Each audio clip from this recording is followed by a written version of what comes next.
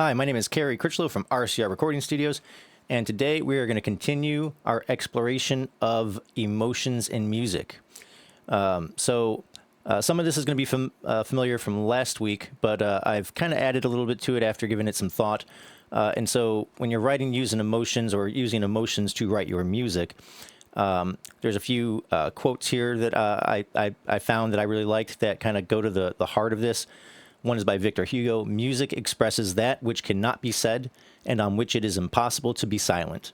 And Leo Tolstoy said, music is the shorthand of emotion. Music, it's an art form in its purest sense. And the best art, I think, reveals truth and conveys emotion to the audience or the listeners in this case. So you want to be very mindful of how you can, of what emotions you want your audience to be feeling and how you can do that. And so my point from last week is that music should convey an emotion. And if you want your listener to feel something, you need to give them something to feel.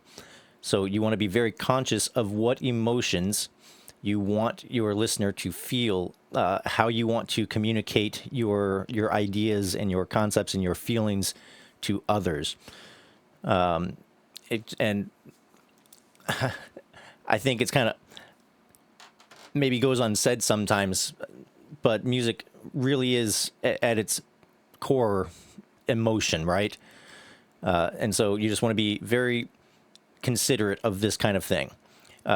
The second point is that emotion or emotions you want to convey will inform your musical choices. And these can include things such as tempo, instrumentation, melody, chords, and lyrics. All of these things kind of come together to create, in the end, some kind of an experience for your listener, some sort of feeling that you want them to feel, like you want them to walk away feeling something after hearing your music. Emotions can be complex and nuanced, or they can be simple and straightforward. Human beings are complicated creatures sometimes, and you can oftentimes be feeling several emotions at once, or sometimes one overriding single emotion. And so how you communicate that, it can be part of the musical process, right? And the amount of emotions or what emotions you want to convey will have an impact on what you're writing. And then you can use juxtaposing emotions. Juxtaposing emotions can be a fun and useful tool when writing music. And again, juxtaposing just means that you're using two disparate or two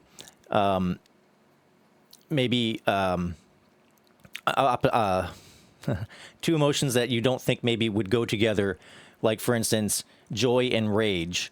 You can have a song that sounds joyful, but with, maybe some rageful lyrics, or sounds rageful and has some joyful lyrics, or something along those lines, right? It can be a fun tool. And it doesn't have to necessarily just be opposite. You can also, have like joy and tension, or happiness and heartbreak. Sometimes heartbreak can be cathartic.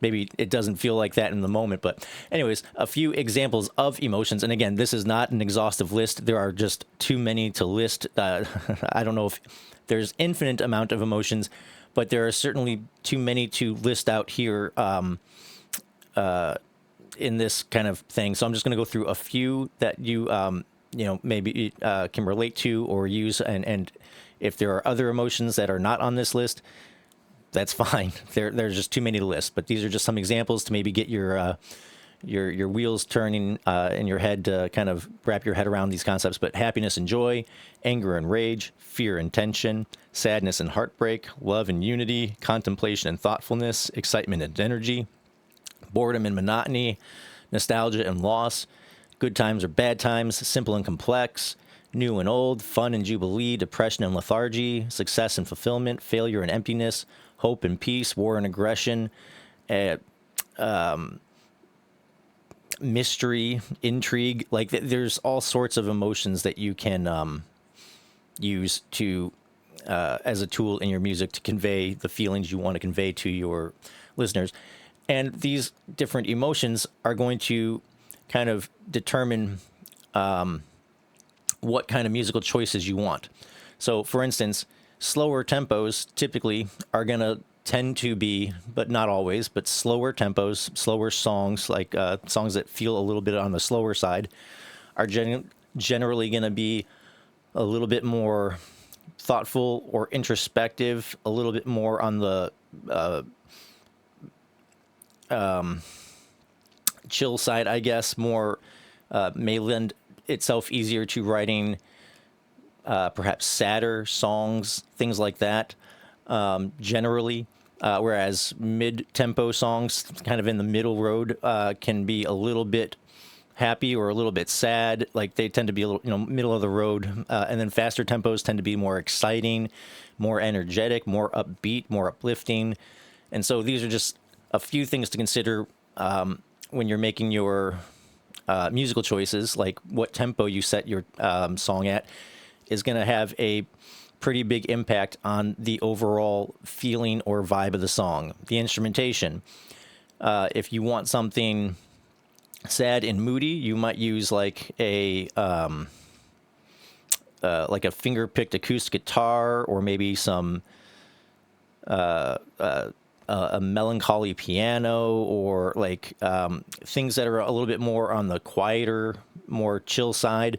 Whereas if you want something to be exciting or aggressive or angry or things of that nature, you might use some distortion or some louder, more abrasive type instrumentation. And these are just generalities. These are not hard set rules, right? But like you can kind of start to see that the emotion that you want your listener to feel is going to kind of have an impact on these choices here, right? If you want a happier sounding song, you want to choose happier sounding notes in your melody, or your chord progressions or your lyrics. And same thing if you want more sad or more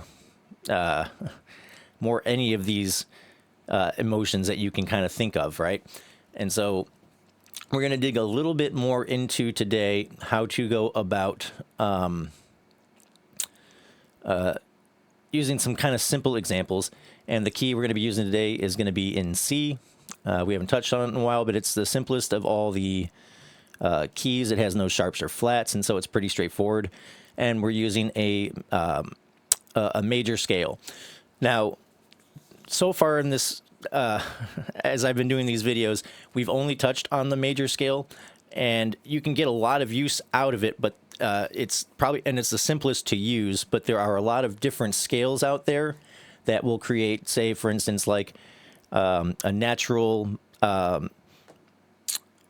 minor scale, or a melodic minor scale, or just too many to really list. You also have like your Phrygian, Lydian, Dorian, Mixolydian, Aeolian modes. And if you don't understand the words I've just said, that's fine. You don't have to right at this moment, but they can also kind of add different types of feelings or emotions to your music. And so there are other ways to go about doing this kind of stuff, and we're going to hopefully touch on it in the future. But for right now, we're still going to be sticking to the major scale, as it's the simplest and easiest, and you can do a lot with it. But there are other things out there that might, there are other scales and modes out there that might be easier to convey certain emotions than just sticking to a major scale.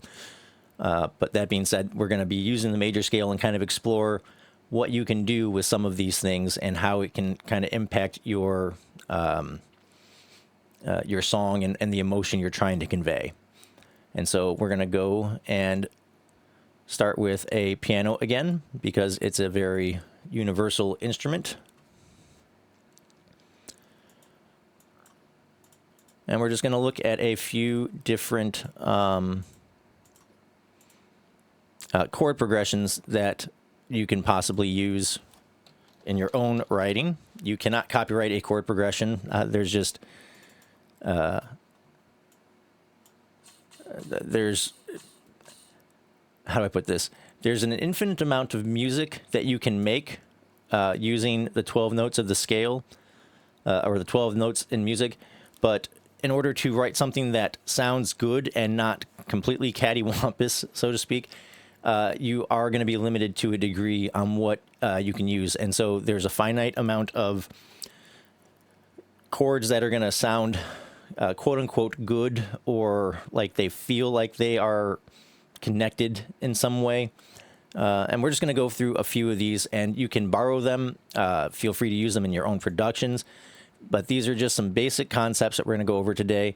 Again, this is not exhaustive. There's just music really is infinite in every real sense of the word. And so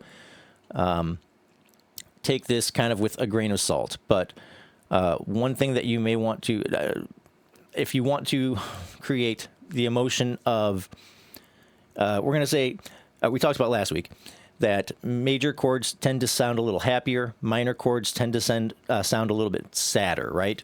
And so if you want to write happier sounding songs, or something like more in the general vibe, moving in the direction of happy and whatever associated emotions that might be, for instance, happiness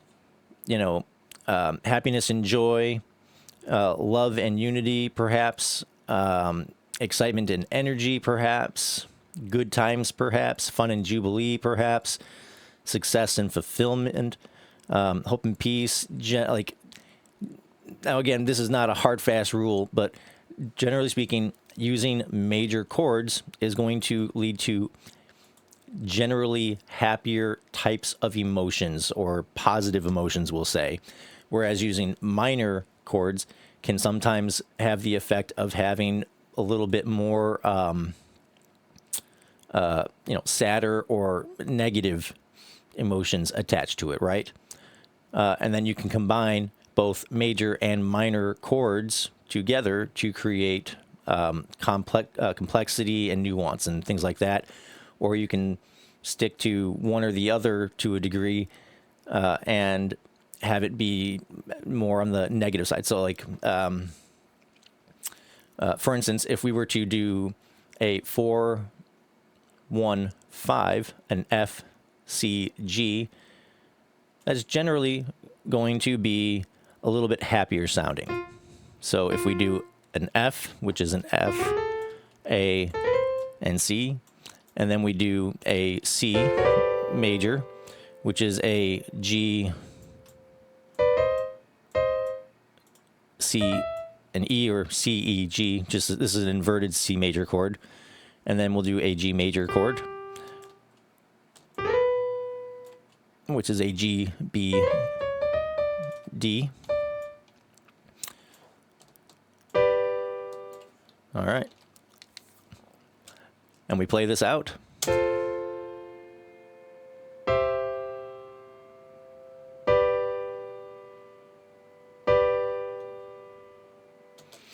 All right, just have that be one long one. You can slow this down, say 75 BPM. 75, not 705. There we go.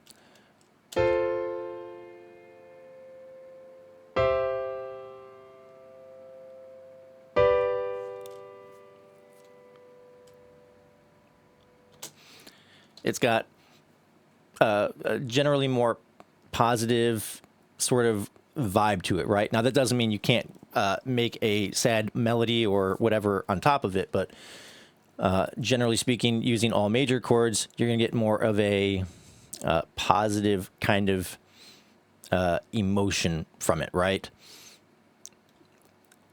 But at a slower tempo, it can be a little bit more thoughtful. Now, if we were to speed this up, let's say make it, 180, so super fast.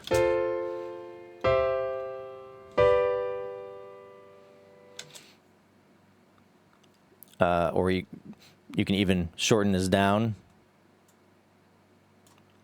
So we'll make these half notes.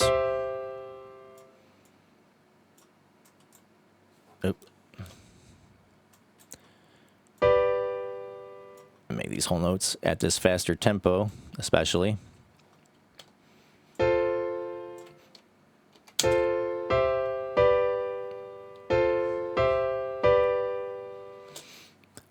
whole different vibe than when we have this at, say, we'll go back to 75 BPM.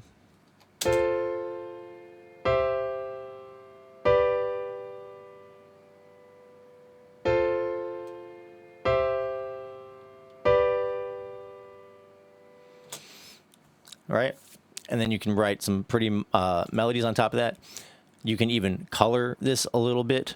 So if we were to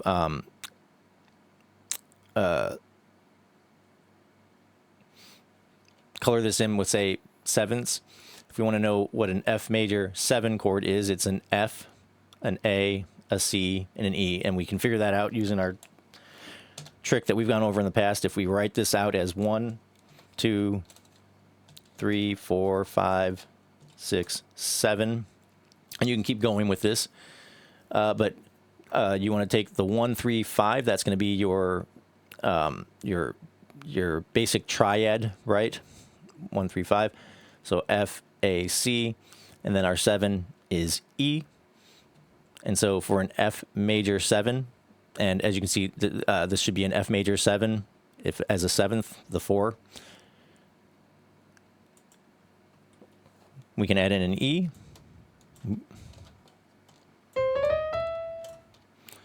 And then add an E, not take away. And then for our G, we can just do the same thing.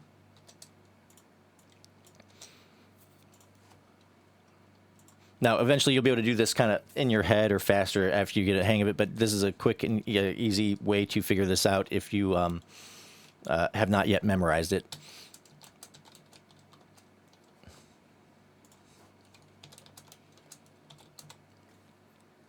So this is be a 1, a 3, and a 5 for our G, and then an F will give us our dominant 7.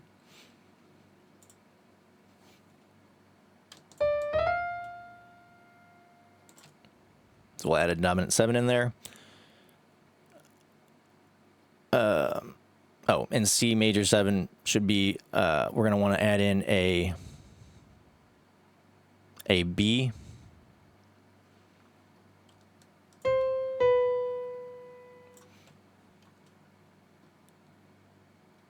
I forgot we were doing a 4, 1, 5.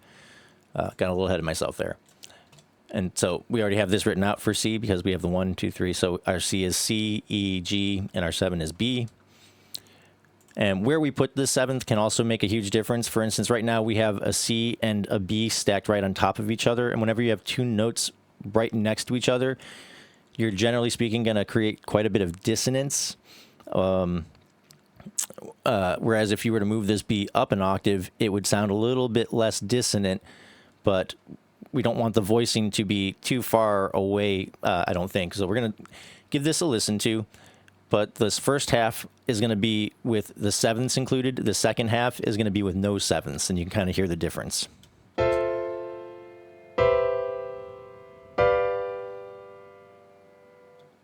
Right?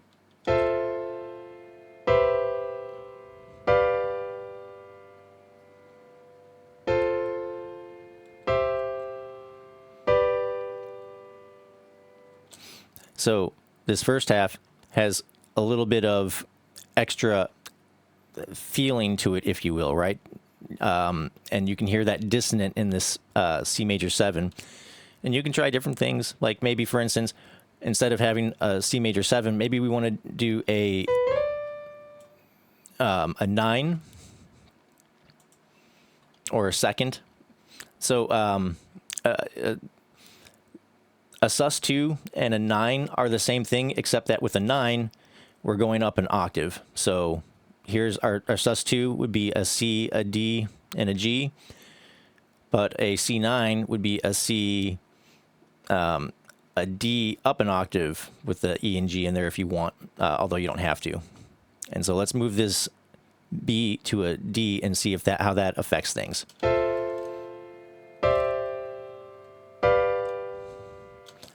And instead of having this be a dominant 7, maybe we, again, want to make this something a little bit more, to just give it a different vibe or whatever. Maybe we want to make this a put this also on an E. And with that, a G, a B, a D, and an E would be a 6.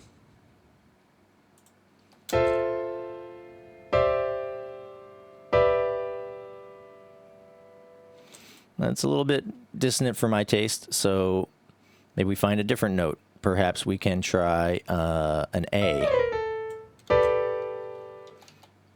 And an A would be a second here, right?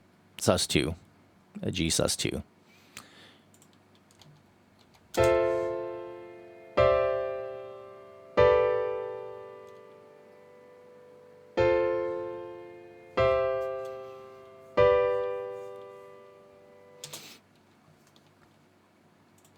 And so you can really hear how the first half is colored totally different and gives a whole other vibe than the second half.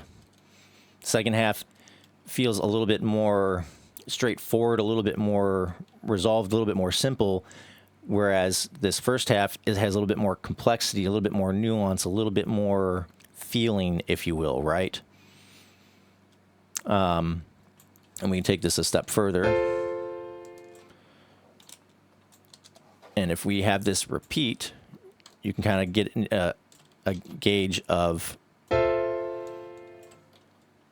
kind of how it leads into it itself a little bit.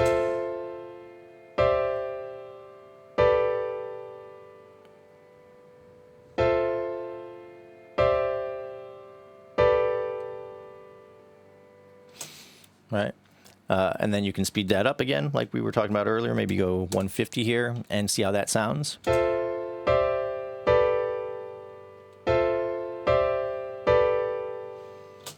Has a completely different vibe to it when you go faster, even though it's the same notes, same chords, same everything, but speeding it up gives it a different vibe. So tempo, chord choice, all this stuff kind of comes into play and really gives you a feeling of well, the feeling you're trying to convey, right? And you can play with all of this stuff. You can move notes around. You can to kind of give different types of vibes, right? So let's go back to maybe like 100.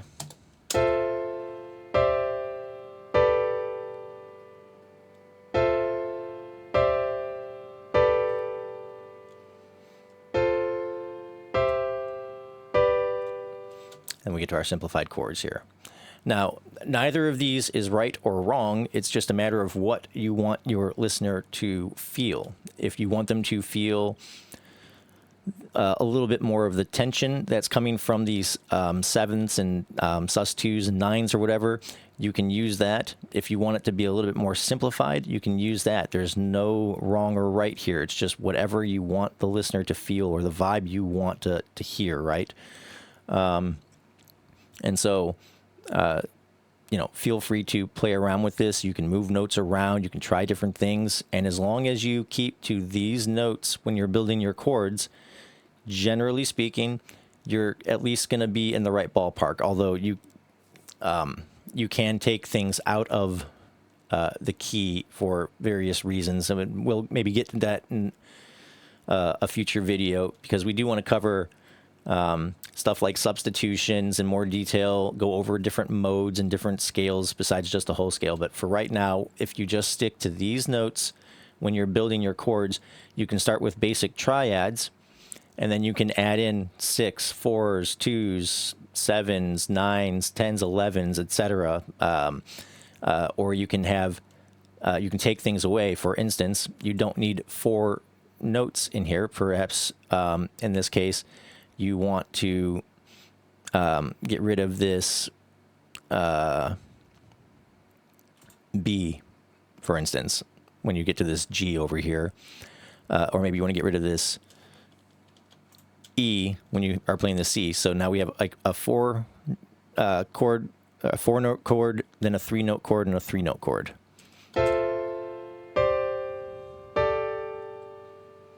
Now you've removed a little bit of complexity from that as well, and it may not seem like it fits quite as well with each other. I mean, you still have a little bit of the complexity because you're not using quite the same basic triads as over here.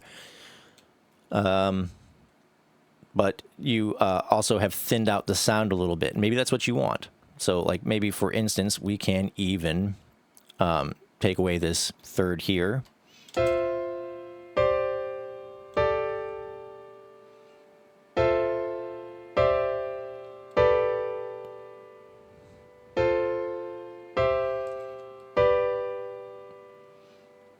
And you hear how this first bit now has a little bit of complexity to it, but it's a little thinner sounding, a little bit more simplified than this middle section, which has all the complexity to it.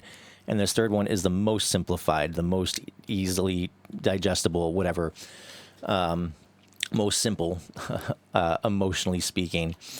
And so there are all sorts of different ways that you can go about doing this. You can even do inversions. So if we want, we can maybe put this F here and set it down at the bottom. And now this is going to sound completely different. And maybe also with this G, we want that to be there. And keep it there. And now...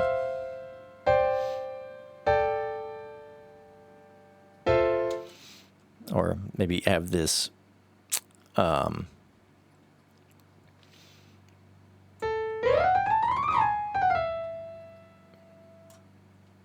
back to our F, and now we're back to our G7 chord, dominant 7.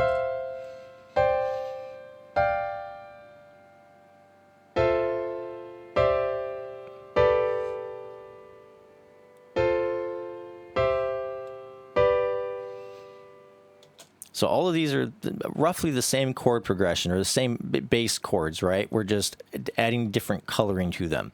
So now this F is an F, C, and an E, which is technically an F major 7, but we've taken away the third, the A. There's no longer an A in here. And so this is a simplified chord. And then we have these two right next to each other, which can add a little bit more... tension or dissonance to it.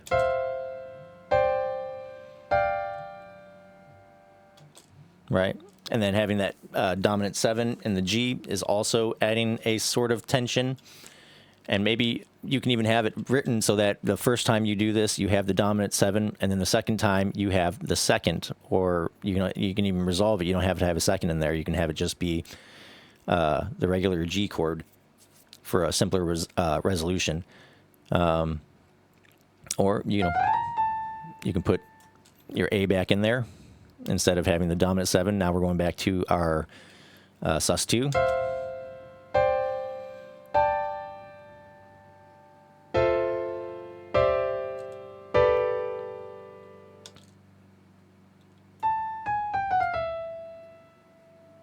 Or you can have it be the E, which would be a G, B, D, which would be a 6. So we're adding the 6 back in there.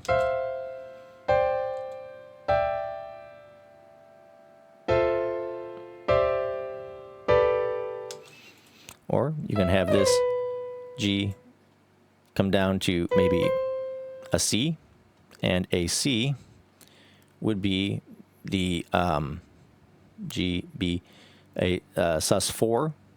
So instead of the second, now we're adding the 4.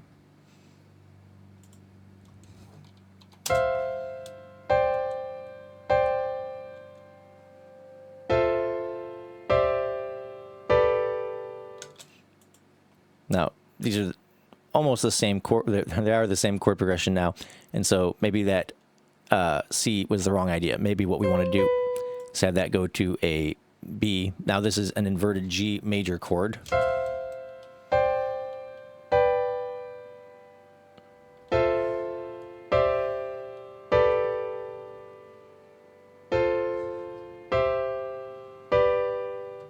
And so now on these first two chords, we have added some color and some tension, some dissonance, whatever you want to call it. And on this third chord, we've resolved it with just having a regular G major chord with an inversion. So we have the, I think this is a third inversion where the fifth is on the root, the third, or the third is in the root. So it'd be a second inversion, not a third inversion. Third is in the root, the fifth is in the middle, and then our root is in the top.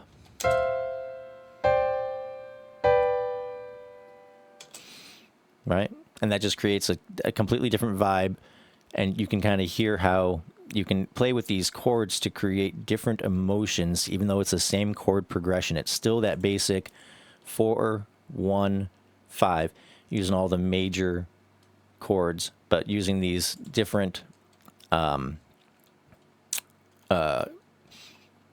combinations within the chord. These different triad formulas here, down here, are giving completely different vibes to everything.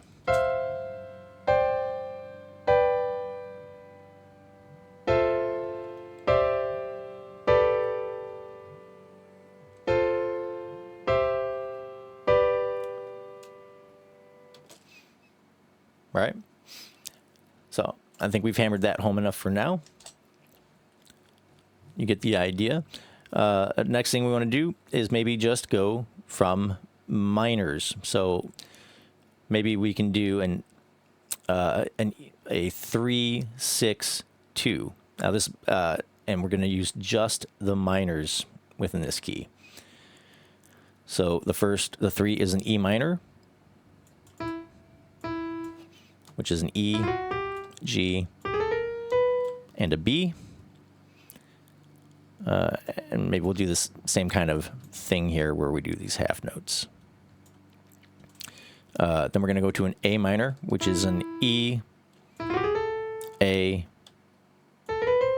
C, or A, C, E for A minor, and then a D minor, which is going to be a D, F, and A.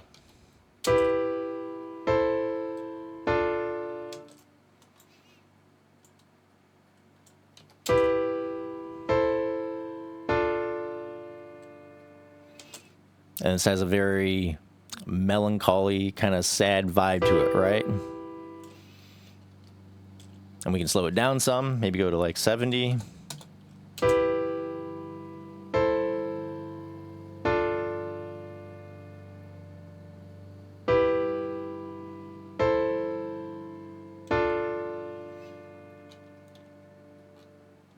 And we're getting much sadder kind of vibes than we were with the using just the major keys, right? And you can put these in different orders. This is just an example, right?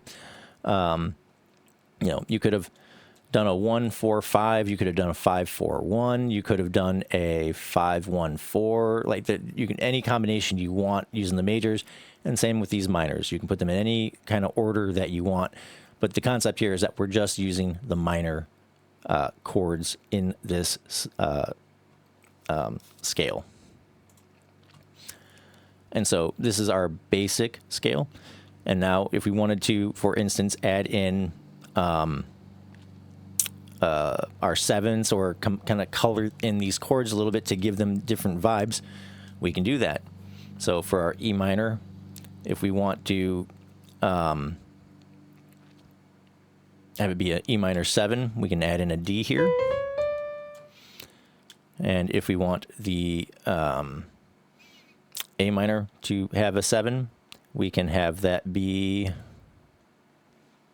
the G. And then for our D minor, if we want that to be a 7, and it's minor 7, minor 7, minor 7. So they're all going to have just a regular minor 7. There's no dominant 7 or half diminished or anything in these chords. For our D major 7, we can add in a C. And so here's our more complex version of that same chord progression.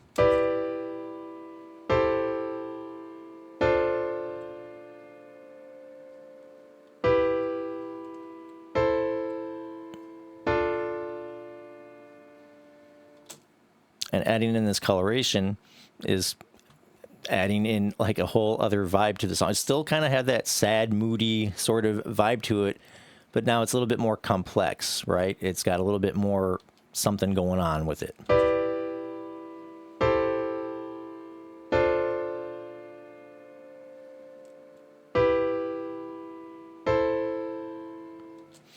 And maybe we move this D up there.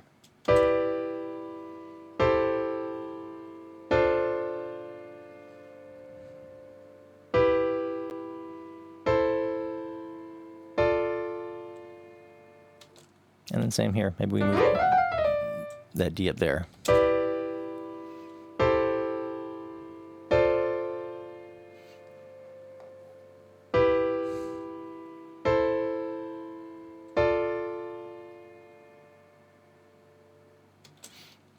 And we can do the same kind of things with this as with the major keys. But when it comes to minors, it's a little different because if you're basing it on the minor scales, they don't exactly line up with what a major scale would do. But so music theory can be a little complicated, and I'm not even claiming that I know everything there is to know about it.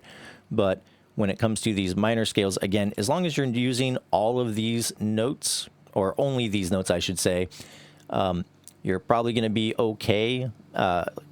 It might sound dissonant, it might sound weird or whatever, depending on what notes you choose, but they should all technically work together, right?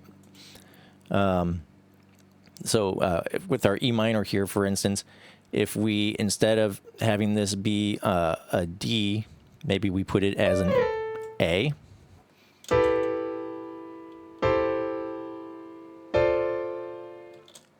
And if we're adding in the A, we're kind of doing technically a suspended fourth kind of thing here, a sus4 with our A instead of going to that minor 7.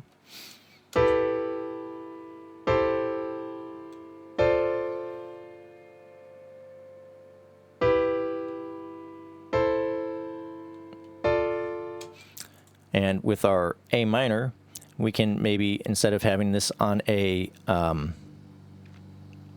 C, maybe we can go and move that to a D.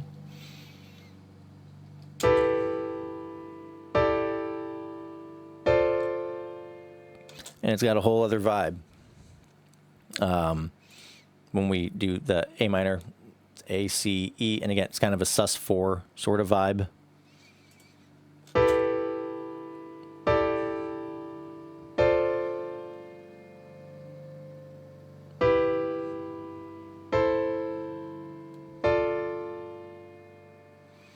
And so you can play with the coloring of these chords in various ways in order to get different timbres, different sounds from whatever.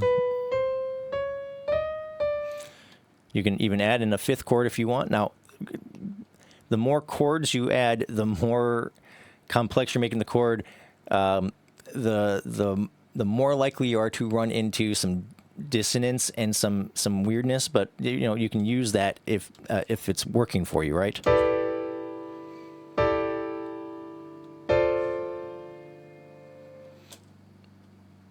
So maybe instead of this D, we go back to our C, so that we really make a distinction between these two chords because they're using a lot of the same notes now.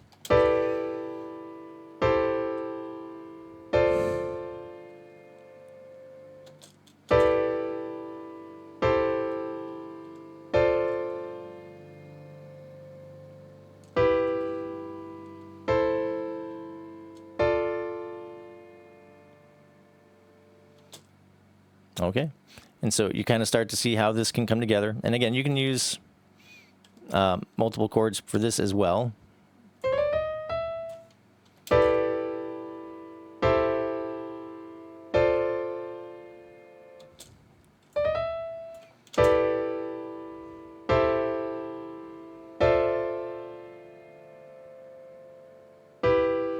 So we got 5 notes in each of these chords now, and we're just coloring them, adding some things. And so you can sort of hear how it's every time we add, we're making it more complex and we're adding some more vibe or more feeling to the song.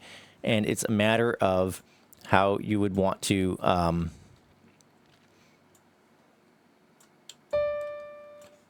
have it go.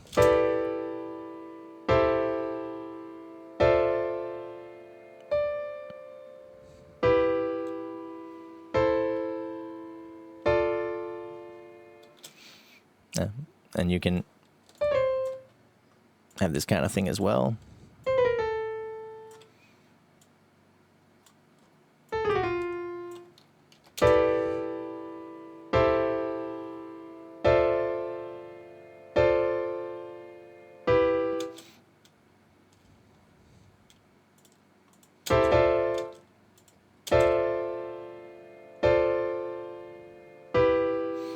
Okay. And so that's all minors. And again, you can try different orders, different things, different colorations, different vibes. You can play around with this. But we've taken this simple chord progression, this basic 3, 6, 2.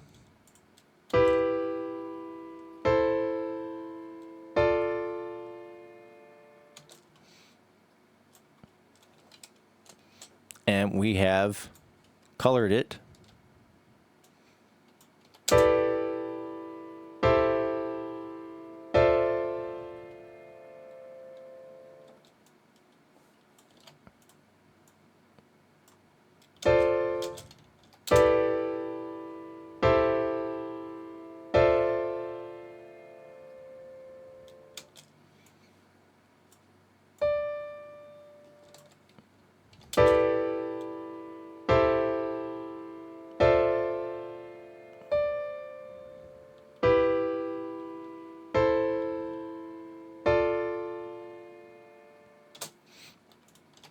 and added a whole other vibe to it. And so still on the sadder side, still on the more melancholy, negative versus positive side versus all the major chords. But when you stick to all minor chords, you're going to get more of that kind of sadder feel generally. And when you stick to all major chords, you're generally speaking going to get more of a happier, more uplifting, more positive vibe. And then you can combine majors and minors in equal or not equal degrees. So like you can have 3 majors and 1 minor. You can have 3 minors and 1 major. You can have 2 majors, 2 minors, or you can run through an entire sort of gambit of this whole scale using most of the chords. So like 3 and 3 if you wanted. And an example of that type of thing, a 3 and 3, just because we've been going over a lot of 3 and 4 chord progressions. So I just maybe show you how you could incorporate, and we're going to do this a little bit. I will do these half notes. But you can incorporate multiple chords into a progression. It doesn't have to be 3 or 4. Although those tend to be the simplest and easiest, especially when it comes to like more modern pop music or whatever.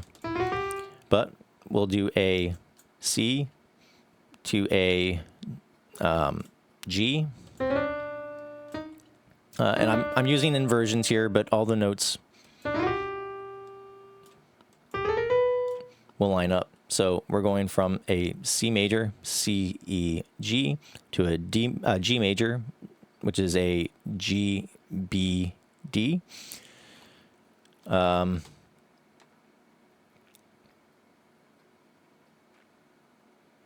Then an A minor, if I'm not mistaken.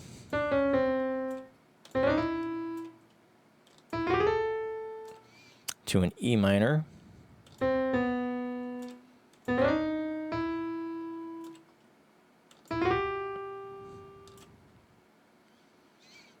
To an F.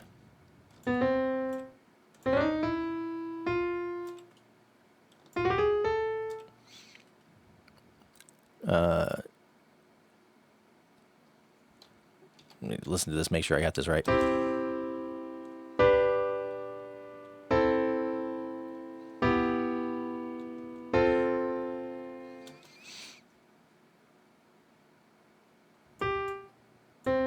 Okay, then we'll go back to a C major.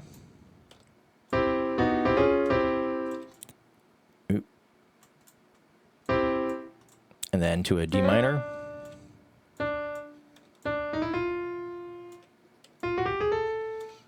and then end on a G.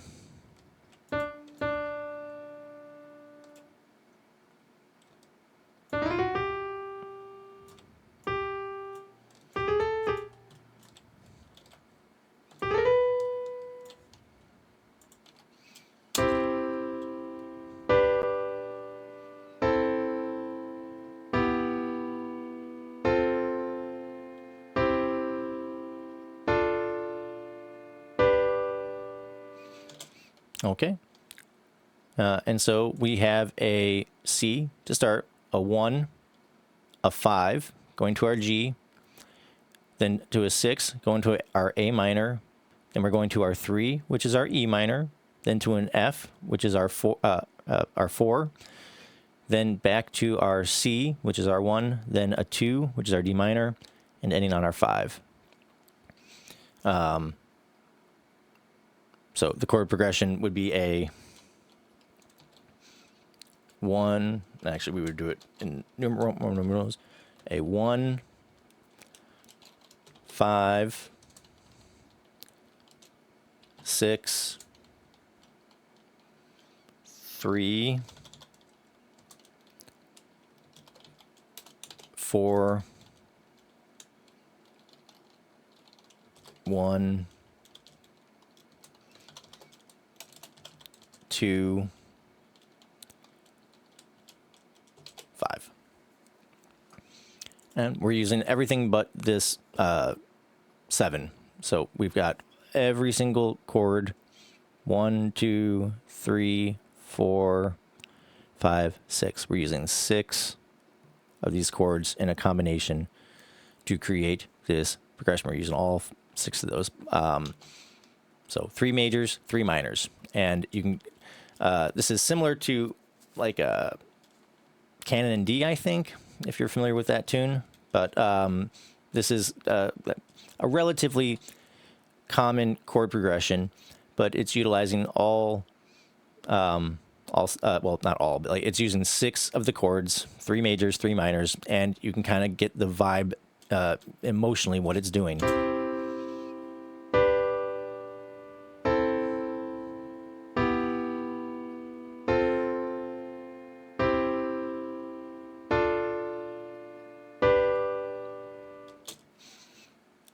And those are the basic triads.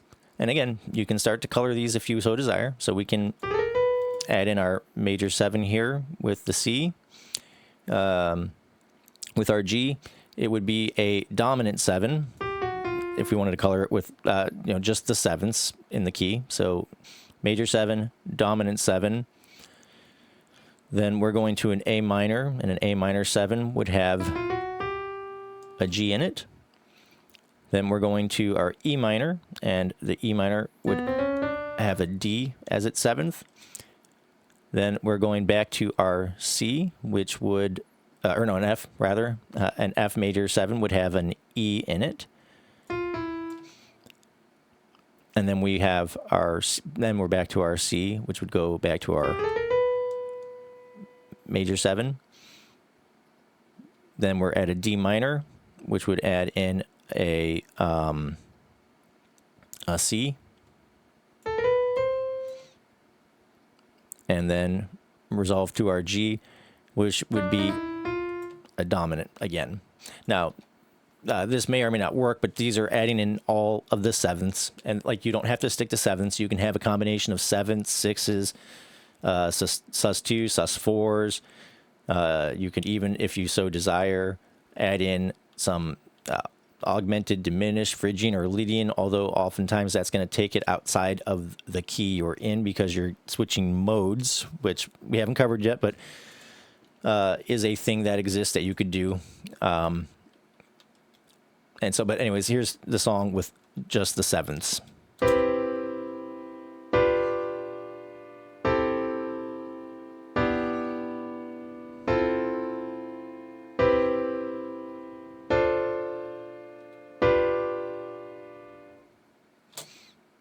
A whole different vibe to it, right?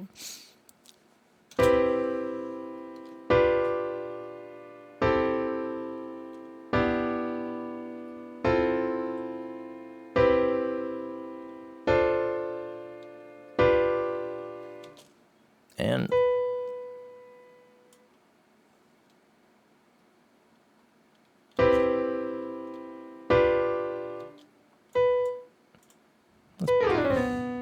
put that B here.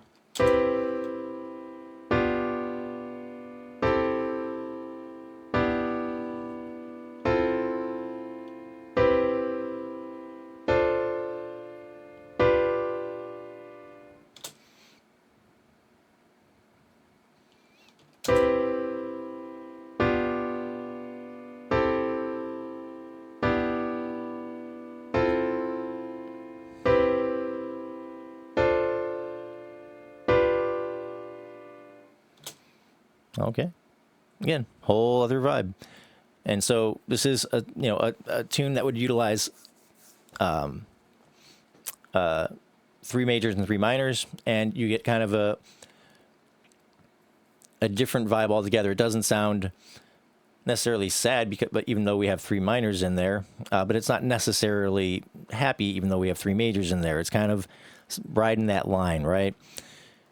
And so I just thought that would be fun for you to see. You could use you can use all of these chords in your progression if you so desire, and it's fine. There's nothing wrong with that. It's very common, especially in like more classical writing.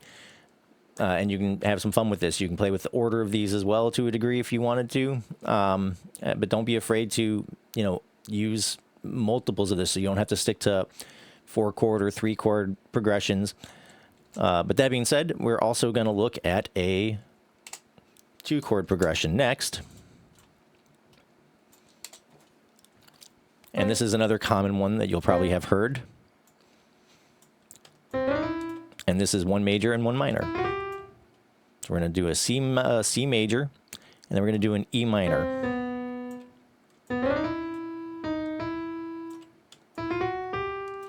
Okay. And that is a 1 to 3, a 1-3 chord progression, a major and a minor, C to E minor. So we have our C, E, G, and then for an E minor, it's E, G, B. And so we're just kind of moving this C down to a B here. And if we listen to this, this is actually going to sound kind of more on the sad side here. Even though we still have a major in there, this second note, putting this 3 chord after the 1, gives it a very kind of sad sort of feeling.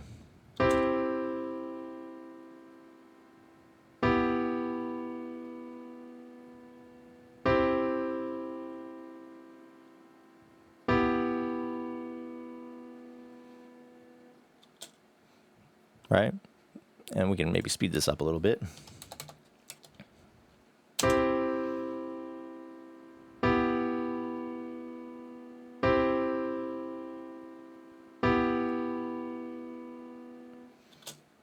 And just gives a very kind of melancholy, sort of sadder type of vibe, right?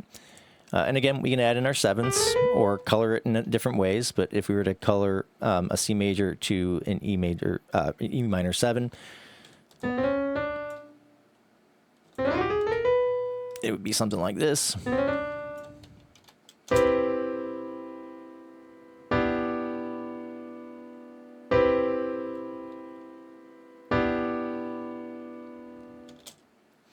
And it gives a different vibe. It's a little, maybe a little less sad almost sounding, and a little bit more thoughtful. I don't know.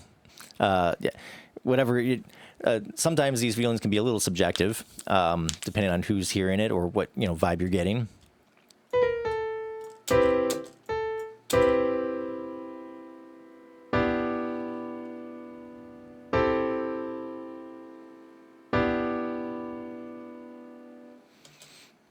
Okay, so now we have a C major 7, E minor 7, then a C6 to an E minor 7. So we're moving this, and it's the same basic C major triad with 1 extra note on it, but instead of the 7th, we're putting in a 6th instead. And that's giving this progression a little bit more movement and a different vibe altogether again.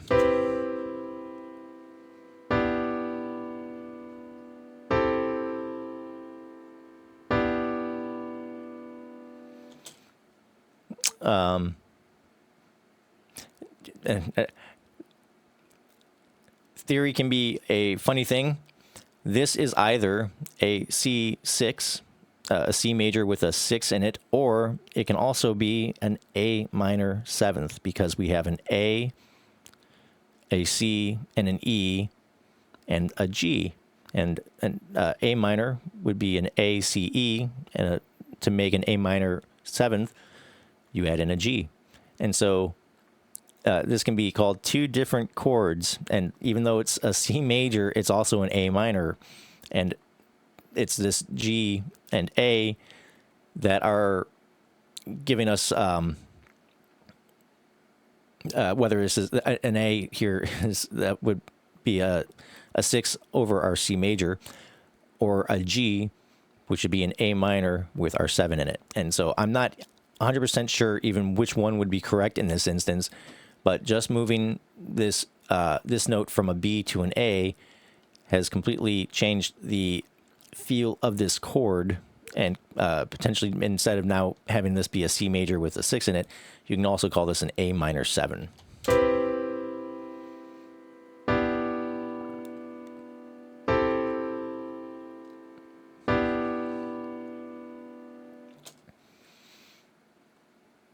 You can also perhaps have a C second, C sus2, which is putting this D in this chord now.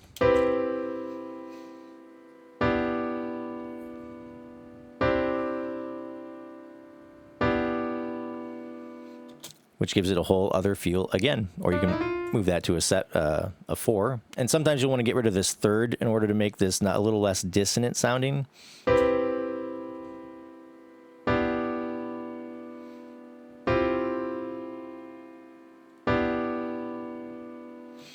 And it's given whole other vibes.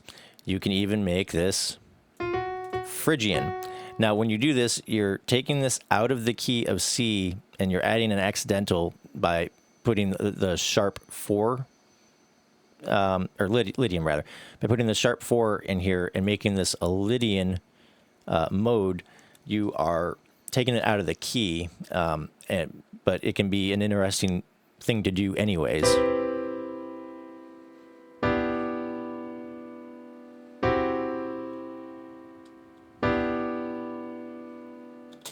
Now, it doesn't seem to vibe quite as well as some of those other choices, but you can have it.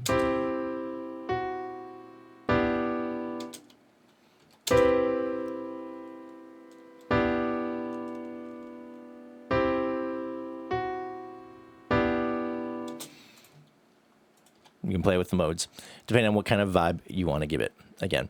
And so there are a lot of different ways you can go about using different chords to come together, using these different triads. And like, again, there's more than just this. You can play with these notes. You can have some fun with this sort of thing. And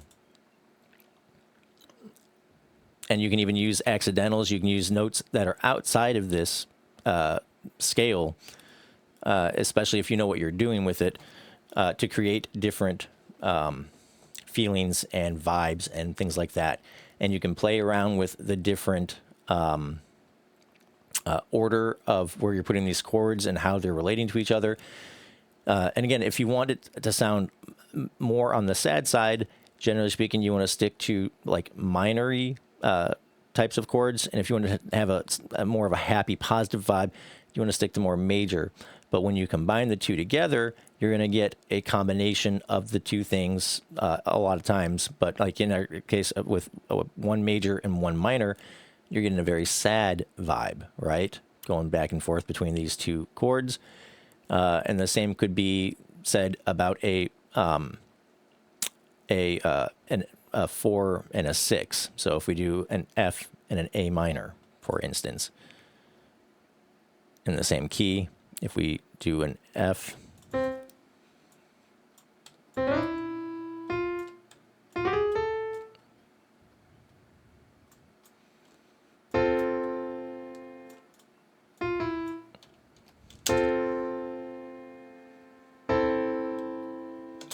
Now, the reason that is the 4 and the 6 work the same way as the 1 and the 3 is because if we were in the key of F, F would be the 1 and A minor would be the 3. And so they're relationally very similar as a C and an E. But the moment you maybe add in a C, for instance, and then to a G maybe,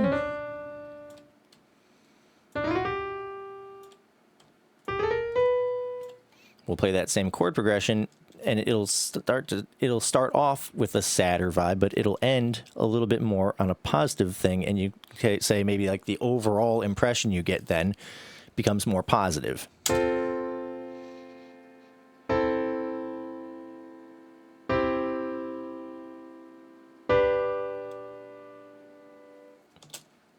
Right? So the chords you choose will kind of take your listener through a bit of a journey. And the melodies and things like that will also kind of, the melodies you're using will also help inform whether it's more on the sad side or more on the happy side or whatever. But you get kind of the basic idea here is that using the different chords to create the different things. So we're kind of like moving from a little bit more sad in this first half of the chord progression to a little bit more happy in the second half. And the overall impression of everything together might be generally more on the positive side because we're adding in these more positive types of sounds to round it off.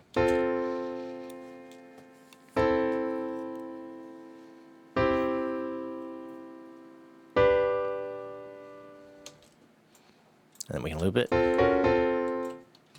And let's maybe speed it up a little bit. We'll play that again.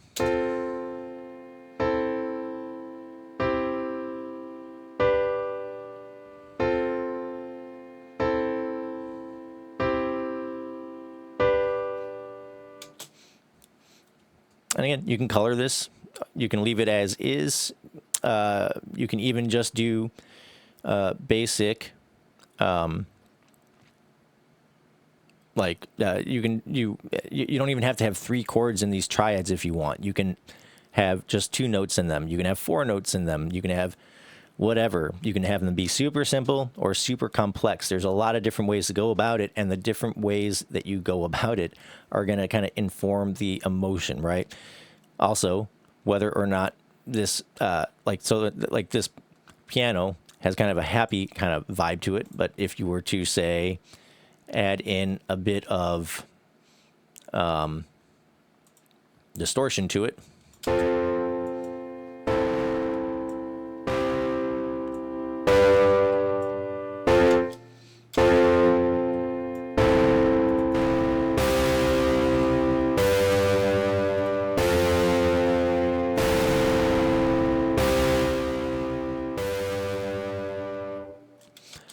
all of a sudden it's got a whole other vibe again, right? So like what you do to the instruments can really affect also the vibe besides just the notes themselves. But like having this kind of distortion on it gives it some other emotion altogether.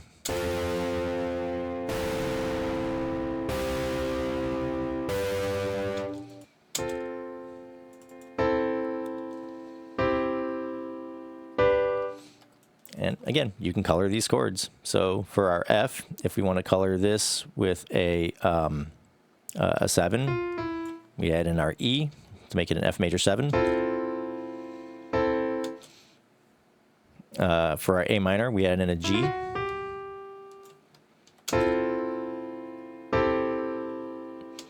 And our C, we're going to add in a B. And our G, we're going to put an F for our dominant 7.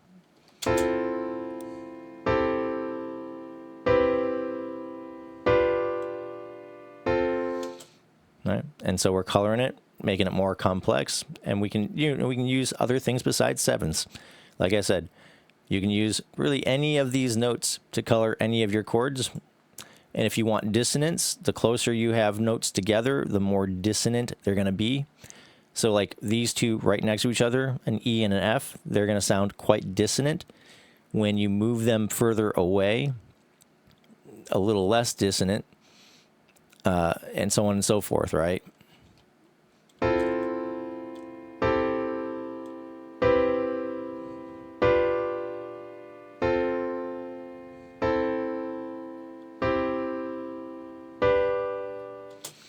And the chords you use. If you wanted this to, this chord progression here to stay on the sadder side, instead of using major chords to finish it off, maybe we use another minor. So we go F to A minor, which is a 4 to a 6. So instead of using the 1 and 5, maybe we use either a D minor or an E minor. So let's maybe try the E minor and see how that sounds.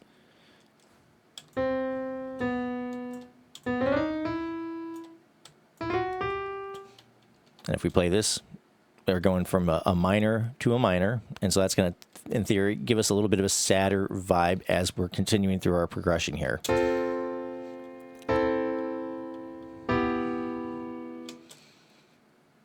And then we can go to our 1 and end it on a positive, like a major, right?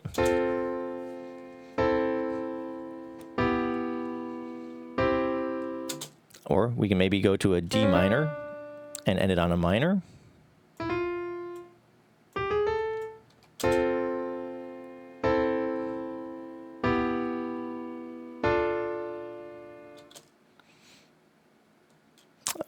We can go back to our A minor here and end it on A minor again.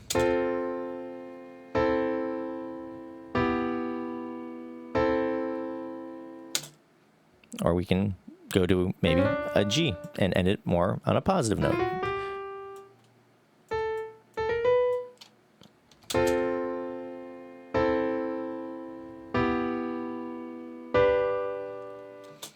There's a lot of different ways that you can kind of go about doing this, and it depends on what kind of vibe you want to get as you're taking people on this musical journey.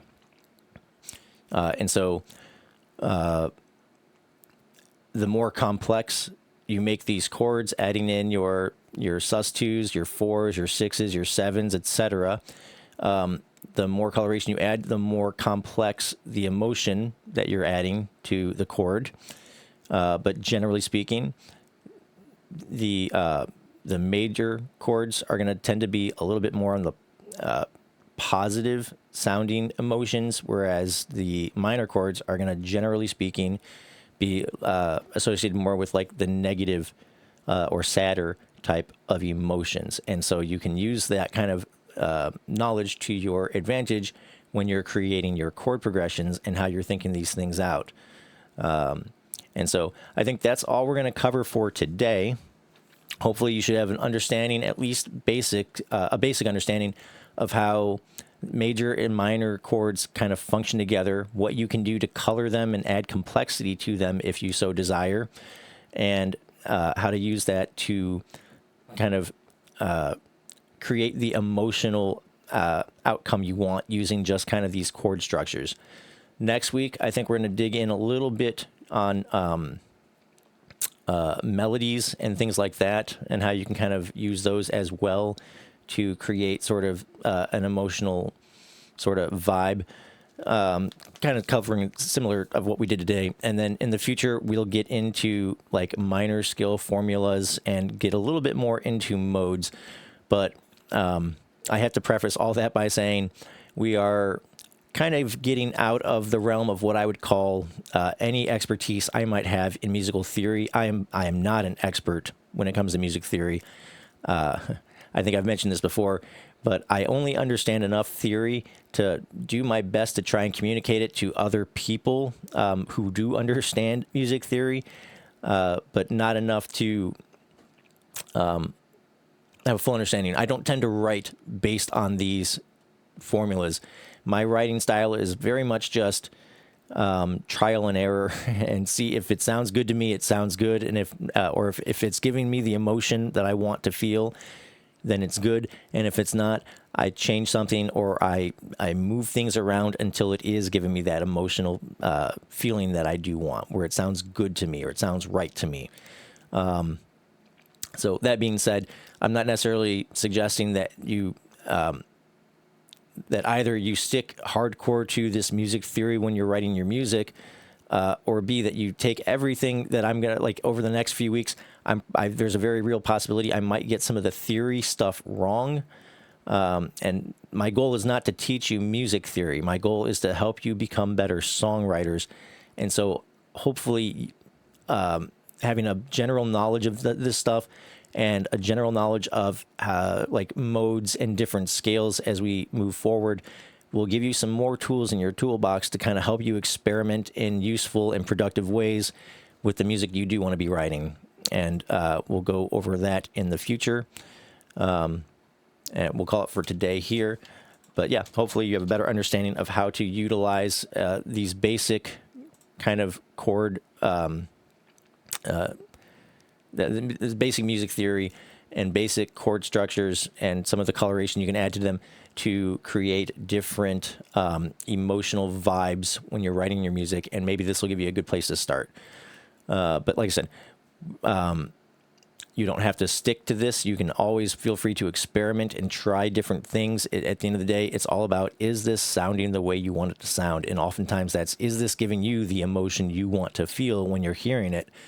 Because if it's giving, if you don't get an emotion from it, neither will your listener, right? And so, like I said, next week, we're probably going to cover more on the melodic side as opposed to the chord side. And it's kind of similar to a degree when it comes to like note choices and things like that. And, you know, a lot of it will depend on the chords that you are putting under the melody, or because you can have a melody that stays the same, but you put different chords under that melody and it gives them a whole other vibe to the melody. So you can take a happy sounding melody, for instance, and put some minor chords under it, and all of a sudden it's going to give it a sadder kind of a feeling than if you were to put major chords under it. And so we'll kind of experiment with that next week. And then in the future, we'll get into a few more concepts on how to add emotion and things like that. Maybe go over some different modes and things of that nature. But by and large, this should give you a lot to start with, because a lot of modern music is made with just this kind of basic knowledge, usually just using 6 or less chords from the from any scale or degree that it's in when it comes to like modern pop music or mainstream music, whatever you want to call it. But we will get into some of the more complex things because, the more tools in your toolbox, the better off you'll be when you want to compose some fun and neat productions of your own. With that, we'll call it. I hope you guys have a wonderful day and have yourselves a wonderful week, and I will talk to you later. Bye-bye.